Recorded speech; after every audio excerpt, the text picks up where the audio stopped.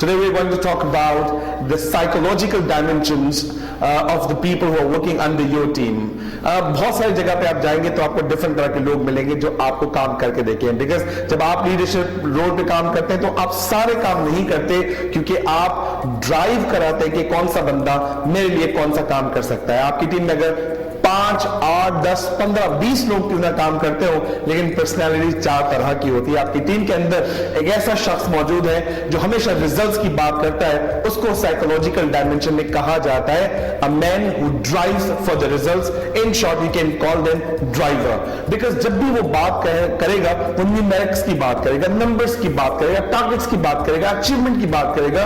वो कहेगा कि सर मैं इनपुट इतना डाल रहा हूं, आउटपुट इतना आ रहा है, और अगर इनपुट डालने के बाद आउटपुट नहीं आता, वो गैप को फिगर आउट करता है, उसके बाद रिजल्ट्स को अचीव करने की बात करता है। अगर रिजल्ट अचीव नहीं होता वो किसी पे ब्लेम नहीं करता, वो अपने इनपुट को रीफिक्स करने की कोशिश करता है। These people are called result oriented people. इनका हमेशा फोकस ये होता है, आज अगर मैं किसी एक पॉइंट पे खड़ा हूं तो हमेशा आने वाले वक्तों में मैं हमेशा 2, 4, 5, 8 कदम आगे चला जाऊं। वो अपने आप को स्टेगनेंट नहीं बनाता।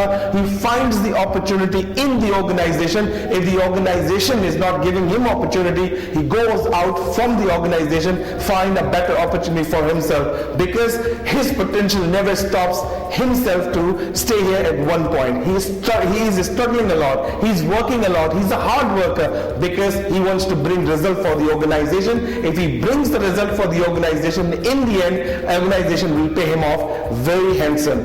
Another person who is a very expressive kind of personality in your organization, he's very talkative, a fun-making personality. He always talk with others. He's a people-oriented kind of personality.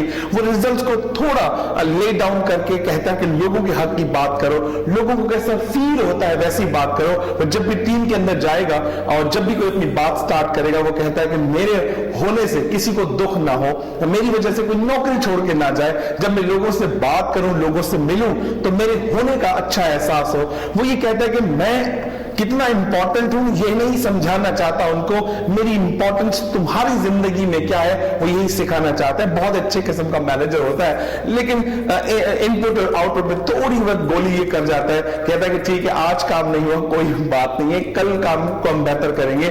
लेकिन these kind of people are very adjustable. मैं कहता हूं ये लोग पानी की तरह होते हैं, इनको बोतल में डालो तो बोतल जैसी शक्ल हो जाती है, अगर इनको आप किसी कप में डालो तो उनकी वैसी शक्ल हो जाती है।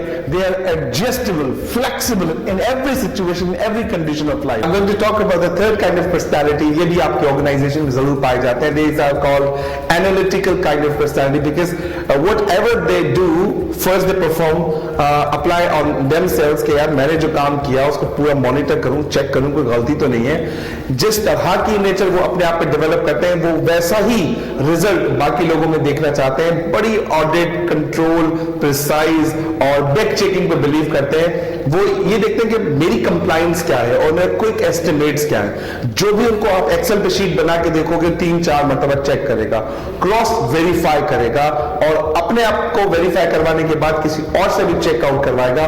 इस तरह के लोग आपकी ऑर्गेनाइजेशन में जिनसे आपको बड़ी नफरत होती है, लेकिन यही तो लोग हैं जो कंपनी की छोटी छोटी कॉस्ट को बचा के प्रॉफिटेबिलिटी में कन्वर्ट करते हैं। ये लोग फ्रेंडली नहीं होते, किसी से ज्यादा बात नहीं करते, और हमेशा एक ही जगह कोने में बैठ के काम कर रहे होते हैं। इनका किसी से दिलचस्पी नहीं होती कि मैं अपना ज्यादा टाइम स्पेंड करूं, because they are very focused in numbers, they are very strong in number game as well.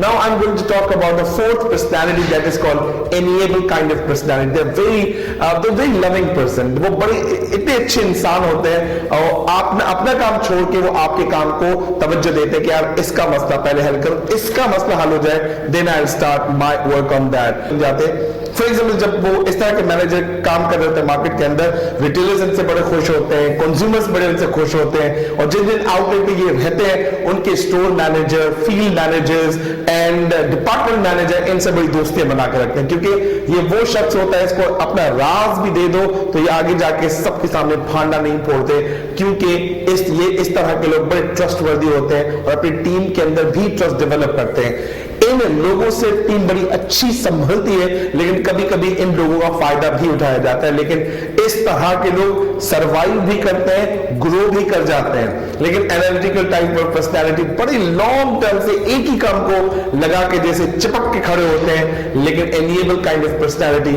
अपनी ऑर्गेनाइजेशन के अंदर, प्रोफेशनल लाइफ में, पर्सनल लाइफ में बड़े अच्छे लोग माने जाते हैं, बिकॉज वो लोगों को कभी नुकसान नहीं देते, and they work for them as well. Now I am going to give the examples of all the personalities I already talked about. पहले मैंने आपको बताया कि ड्राइवर काइंड ऑफ पर्सन जो आपकी ऑर्गेनाइजेशंस में है, वो सीईओ पोजीशंस पे होते हैं, सीएफओ पोजीशंस पे होते हैं, ट्रेजरी हेड्स बन जाते हैं, मैनेजिंग डायरेक्टर्स बन जाते हैं। और मैंने आपको दूसरा एग्जांपल दिया जो एक्सप्रेसिव काइंड ऑफ पर्सनालिटी होती है, सेल्समैन, एक्टर्स, मार्केटिंग में होते हैं, मीडिया में काम कर रहे होते हैं। The third personality I gave you example, these are called analytical people. वो आईटी में जाते हैं, सीएफए कर जाते हैं, इन्वेस्टमेंट पोर्टफोलियोज की बात कर रहे होते हैं, सीएफओ बन जाते हैं कंपनी के। एनिएबल काइंड ऑफ पर्सन है, HR, coaches, mentor and psychologist kind of personality होते हैं। उम्मीद करता हूं कि ये 4 तरह की पर्सनालिटी आपकी ऑर्गेनाइजेशन में होगी। 4 नहीं तो 2-3 तरह के लोग आपके पास होंगे। तो इन लोगों को जानिए, इन लोगों को समझिए, और उनको उनके तरीके से अगर आप बिहेव करेंगे तो मैं समझता हूं वो आपकी जिंदगी में भी वैल्यू ऐड करेंगे। हर बंदे की अपनी सोच है, काम करने का तरीका है, क्योंकि उनकी सोच इसी साइकोलॉजिकल डायमेंशन के अंदर गुजर रही होती है। So please hit my channel, subscribe, like, comment, और आप मुझे बताइए मैं मजीद कौन से टॉपिक्स ले आऊं जो आपकी पर्सनल प्रोफेशनल लाइफ को और मजीद बेहतर कर सकूं। Thank you very much.